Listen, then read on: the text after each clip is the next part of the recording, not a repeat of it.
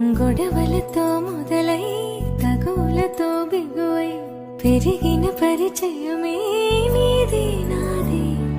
తలపులు వేరైనా కలవని తీరైనా బలపడిపోతుంది ఉండే కొద్దీ. లోయలోకి పడిపోతున్నట్టు ఆకాశం పైకి వెళుతున్నట్టు తారలన్నీ తారసపడినట్టు అనిపిస్తుంది.